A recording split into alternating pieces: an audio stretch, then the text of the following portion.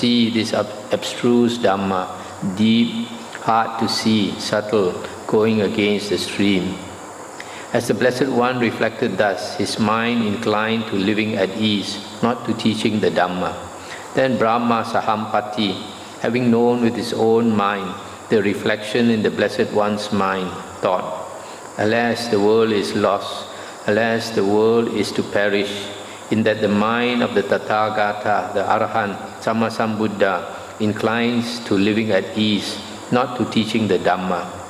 Then, just as quickly as a strong man might extend his drawn-in arm or draw in his extended arm, Brahma Sahampati disappeared from the Brahma world and reappeared before the Blessed One. He arranged his upper robe over one shoulder, knelt down with his right knee on the ground, raised his joined hands in reverential salutation towards the Blessed One, and said to him, Venerable Sir, let the Blessed One teach the Dhamma. Let the Fortunate One teach the Dhamma. There are beings with little dust in their eyes who are falling away because they do not hear the Dhamma. There will be those who will understand the Dhamma. This is what Brahma Sahampati said. Having said this, he further said, in the past there appeared among the Magadhans an impure Dhamma devised by those still stained. Throw open this door to the deathless. Let them hear the Dhamma that the stainless one discovered. Just as one standing on a mountain peak might see below the people all around, so, wise one, universal eye, ascend the palace made of the Dhamma. Being yourself free from sorrow, behold the people submerged in sorrow, oppressed by birth and decay. Rise up, O hero, victor in battle, caravan leader, debt-free one, wander in the world, teach the Dhamma, Blessed One. There will be those who will understand. Then the Blessed One, having understood Brahma's request, out of compassion for beings, surveyed the world with the eye of a Buddha. As he did so, the Blessed One saw beings with little dust in their eyes and with much dust in their eyes, with keen faculties and with dull faculties, with good qualities and with bad qualities, easy to teach and difficult to teach, and a few who dwelt seeing blame and fear in the other world.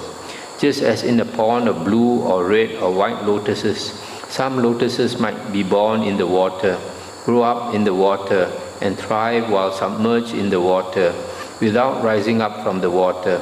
Some lotuses might be born in the water, grow up in the water, and stand at an even level with the water. Some lotuses might be born in the water and grow up in the water, but would rise up from the water and stand without being soiled by the water. So too, surveying the world with the eye of a Buddha, the Blessed One saw beings with little dust in their eyes and with much dust in their eyes, with keen faculties and with dull faculties, with good qualities and with bad qualities, easy to teach and hard to teach, and a few who dwelt seeing blame and fear in the other world. Having seen this, he answered Brahma Sahampati in verse, open to them are the doors to the deathless. Let those who have ears release faith. Foreseeing trouble, Brahma, I did not speak the refined, sublime Dhamma among human beings. Then Brahma Sahampati, thinking, the Blessed One has given his consent to my request regarding the teaching of the Dhamma, paid homage to the Blessed One and disappeared right there. That's the end of the sutta here.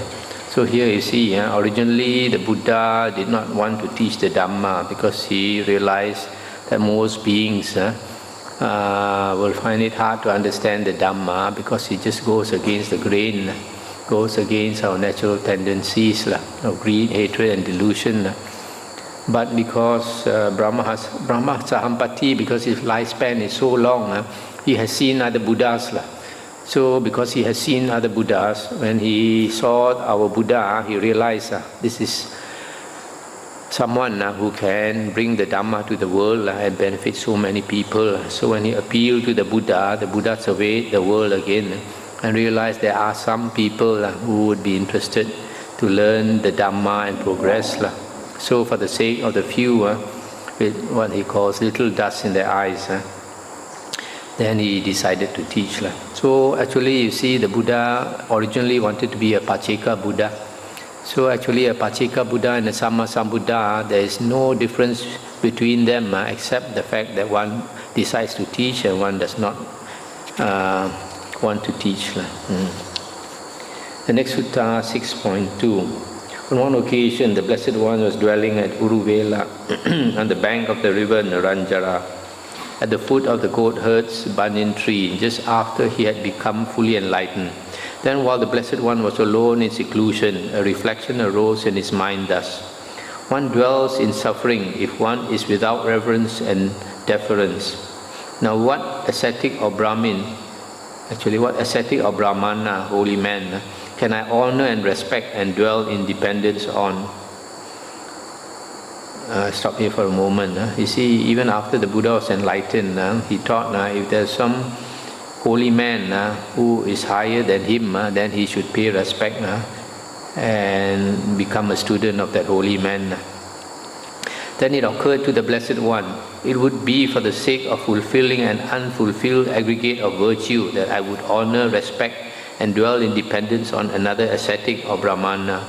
However, in this world with its Devas, Mara and Brahma, in this generation with its ascetics and Brahmanas, its Devas and humans, I do not see another ascetic or Brahmana more perfect in virtue than myself, whom I could honor and respect and dwell in dependence on. It would be for the sake of fulfilling an unfulfilled aggregate of concentration that I would honor, respect, and dwell in dependence on another ascetic or Brahmana. However, I do not see another ascetic or Brahmana more perfect in concentration than myself.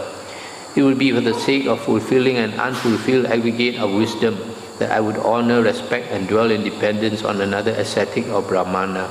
However, I do not see another ascetic or Brahmana more perfect in wisdom than myself.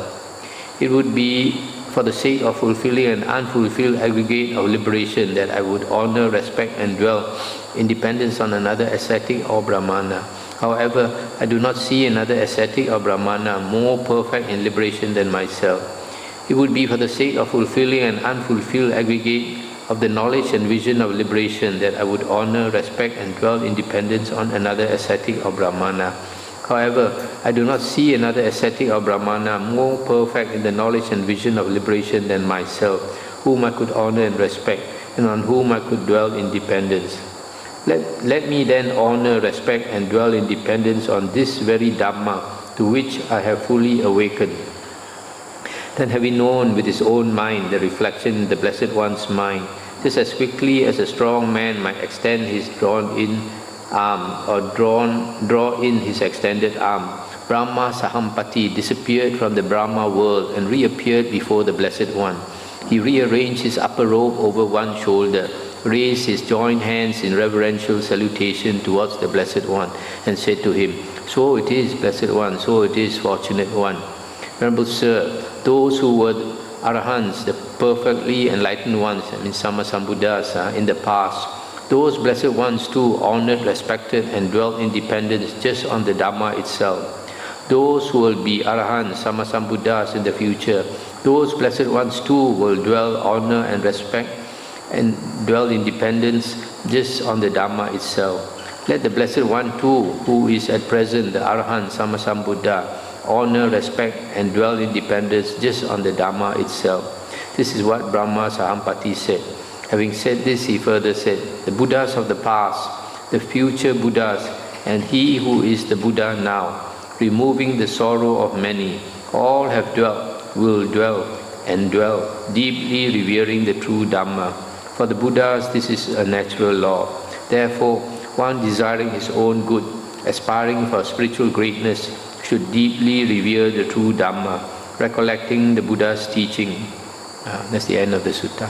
So here you see, the Buddha was thinking if there is a teacher better than himself, he should be a student of that teacher.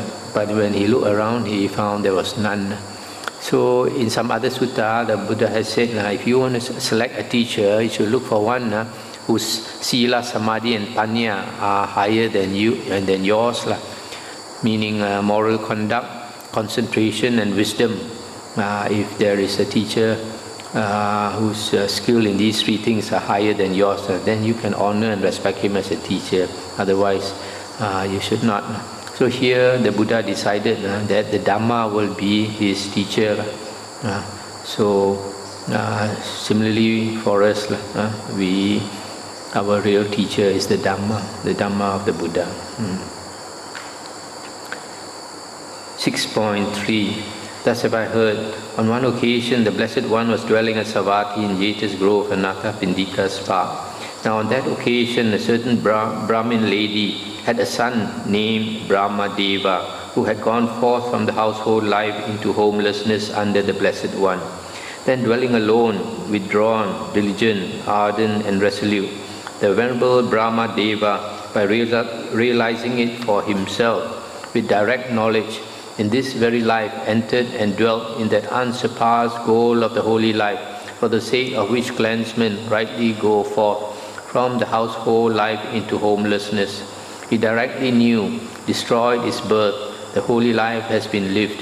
What had to be done has been done. There is no more for this state of being. And the Venerable Brahma Deva became one of the Arahants. Then in the morning the Venerable Brahma Deva dressed and taking bowl and robe entered Savatthi for alms. Walking on continuous alms round in Savatthi, he came to his own mother's residence. Now on that occasion the Brahmin lady, the Venerable Brahma Deva's mother, had been offering a constant oblation or offering to Brahma. Then it occurred to Brahma Sahampati, this Brahmin lady, the Venerable Brahma Deva's mother, has been offering a constant oblation to Brahma. Let me approach her and stir up a sense of urgency in her. Then just as quickly as a strong man might extend his drawn-in arm or draw in his extended arm, Brahma Sahampati disappeared from the Brahma world and reappeared in the residence of the Venerable Brahma Deva's mother. Then standing in the air, Brahma Sahampati addressed the Brahmin lady in verse. Far from here, madam, is the Brahma world, to which you offer a constant oblation. Brahma does not eat such food, lady. So why mumble, not knowing the path to Brahma? This Brahma Deva, madam, without acquisitions, without attachments, has surpassed the Devas, owning nothing, nourishing no other. The Bhikkhu has entered your house for alms. Gift-worthy, knowledge master, inwardly developed, he deserves offerings from humans and Devas. Having expelled all evil, unsullied, means untarnished, pure or clean, cooled at heart, he comes seeking alms. For him there is nothing behind or in front, peaceful, smokeless, untroubled, wishless. He has laid down the rod towards frail and firm. Let him eat your oblation, the choicest alms. Aloof from the crowd, with peaceful mind, like a naga he fares, tamed, unstirred. A bhikkhu of pure virtue, well liberated in mind, let him eat your oblation, the choicest alms. With confidence in him, free from wavering, present your offering to one who deserves it. Having seen a sage who has crossed the flood, madam, make merit leading to future bliss. I'll stop here for a while.